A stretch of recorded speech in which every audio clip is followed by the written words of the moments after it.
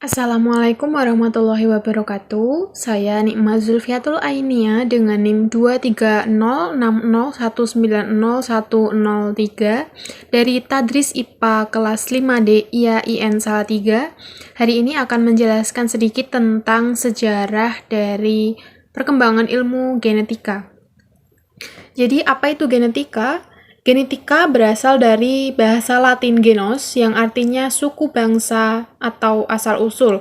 Kemudian genetika ini adalah ilmu yang mempelajari tentang penurunan informasi genetik dari induk ke anaknya atau berlangsung secara generasi ke generasi. Kemudian yang pertama ada masa pre-Mendel, di mana era Mendel yaitu sebelum abad ke-19, bangsa Babilonia 6.000 tahun yang lalu sudah melakukan penyusunan silsilah kuda untuk memperbaiki keturunan. Sementara itu, bangsa Cina juga mampu melakukan seleksi benih padi untuk mencari sifat unggul. Ribuan tahun yang lalu, di Eropa dan Amerika juga banyak yang melakukan seleksi dan penyerbukan silang terhadap gandum dan jagung yang asalnya dari rumput liar. Kemudian ada era Mendel. Pada era Mendel ini terjadi pada tahun 1822 sampai 1884. Pada era ini merupakan keberhasilan Mendel yang merupakan seorang pastur yang mampu melakukan percobaan persilangan pada tanaman ercis atau Pisum sativum. Mendel juga berhasil mengamati adanya sifat keturunan atau karakter yang diturunkan dari generasi ke generasi. Selain itu, Mendel mampu membuat perhitungan matematika tentang sifat genetis dari karakter yang ditampilkan oleh percobaan tersebut. Faktor pembawa karakter tersebut kemudian dinamakan determinan atau faktor. Keberhasilan percobaan Mendel tersebut menjadikan dasar ilmu pengetahuan di bidang genetika Mendelian. Berkat usahanya tersebut, Mendel dijuluki sebagai bapak genetika. Kemudian ada masa post-Mendel. Era pasca Mendel, setelah tahun 1900, di era ini ditandai dengan ditemukannya karya Mendel oleh Hugo de Vries, yaitu orang dari bangsa Belanda. Kemudian ada Karl Correns dari Jerman, dan ada Erich von Semach dari Austria. Setelah itu banyak peneliti yang melakukan penelitian yang lebih mendalam lagi mengenai genetika ini. Untuk selanjutnya, saya akan menjelaskan sedikit mengenai proses replikasi DNA. Berikut videonya. Langkah pertama dalam replikasi DNA yaitu memisahkan dua untayan. Proses ini yaitu membuka resleting yang dilakukan oleh enzim helikase. Hasilnya dapat berupa bentuk bagian dalam yang dinamakan dengan garpu replikasi. Helaian yang berpisah masing-masing menyediakan template untuk membuat untayan DNA baru.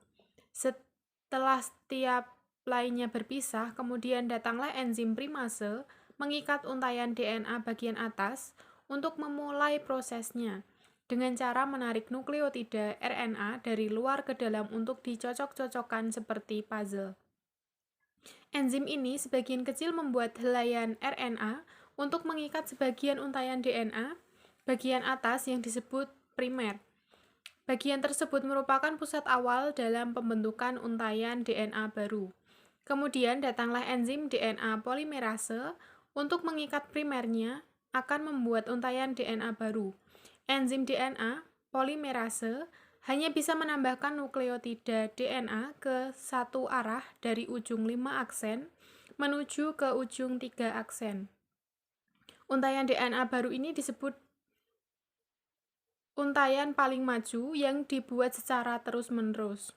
Enzim DNA polimerase berfungsi menambahkan nukleotida satu persatu dari arah 5 aksen sampai ke arah 3 aksen, sedangkan pada bagian daerah lain untayan bawah terdapat lagging strand atau untayan yang tertinggal, sehingga tidak dapat membuat secara terus-menerus seperti untayan di bagian atas.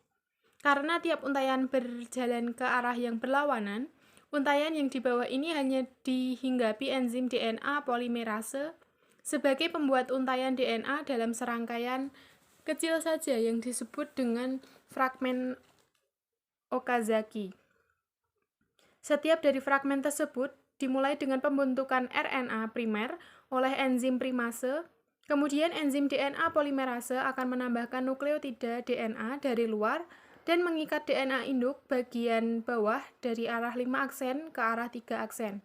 Selanjutnya, enzim primase akan menambahkan RNA primer kembali dengan jarak yang lebih jauh di daerah lagging strand.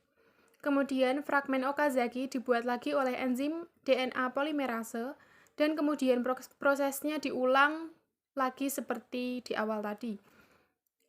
Setelah DNA baru terbuat, enzim endonuklease akan menghilangkan semua warna primer di 2 DNA yang terbuat. Setelah itu dilanjutkan lagi oleh enzim DNA polimerase untuk mengisi celah kosong yang tertinggal. Terakhir, enzim DNA ligase menyegel tiap-tiap fragmen DNA yang terbuat di kedua DNA yang membentuk heliks ganda secara terus-menerus. Sekian pemaparan materi dari saya, kurang lebihnya saya mohon maaf. Wassalamualaikum warahmatullahi wabarakatuh. Terima kasih sudah menonton.